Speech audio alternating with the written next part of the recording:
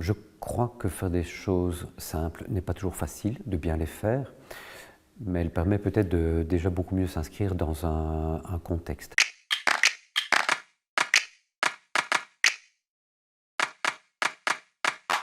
J'aurais envie de dire les deux, mais je vais dire dessin, parce que finalement le dessin en 3D, le croquis en 3D permet quand même de pouvoir révéler pas mal de choses, avec un petit coup de crayon de couleur.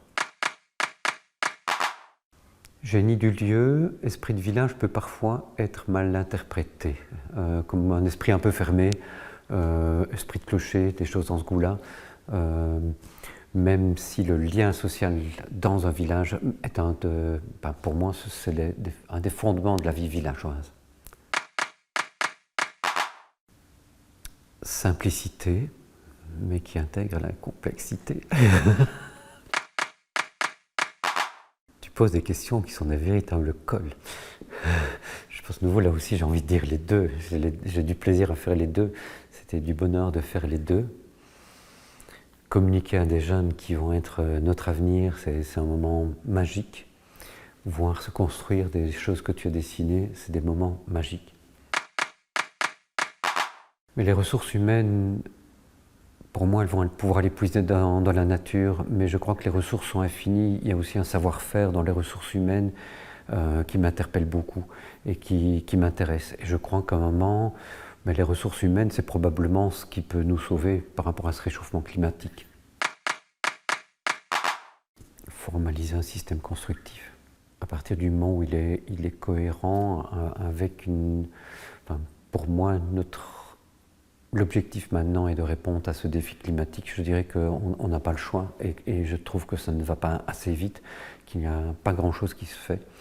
Mais à partir du moment où cette donnée du changement climatique est intégrée, assurer la construction devrait pouvoir tout prendre. Je dirais que le bioclimatisme intègre plutôt des données énergétiques liées à la consommation. Le système constructif peut intégrer bien plus, et notamment l'énergie grise. John Caminada, par rapport à une approche peut-être plus globale et humaine, dans la mesure où Peter Zumthor est peut-être très fort dans son architecture et dans ce que j'ai vraiment beaucoup appris avec lui, c'est notamment la question des sens dans le sens du toucher, etc., du sens aussi. Mais John Caminada a finalement une approche peut-être beaucoup plus globale, j'ai envie de dire territoriale. Vorarlberg, peut-être parce que ce qui m'épate là-bas, c'est que le territoire est énorme. Enfin, le territoire c'est le plus petit land d'Autriche, mais qui a une cohérence sur l'ensemble de son territoire. Même si ça me donne vraiment envie de retourner à Vrine voir John. Local. J'ai un peu peur que le global ne soit synonyme de globalisation, d'une économie à tout crin. Et pour moi, je crois que finalement, ce qu'on vit pour le moment avec les crises énergétiques liées à l'Ukraine, c'est justement parce qu'on a été trop global et pas assez local.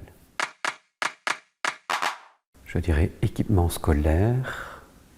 Tu peux éventuellement intégrer une salle de fête, mais l'équipement scolaire est peut-être un autre enjeu, c'est le lieu où se développe notre avenir quelque part. Les enfants, ce sont des réservoirs d'énergie, c'est tout le potentiel de notre futur. Une école devrait étudier avec le plus grand soin pour arriver à faire en sorte que le développement de l'enfant soit optimal.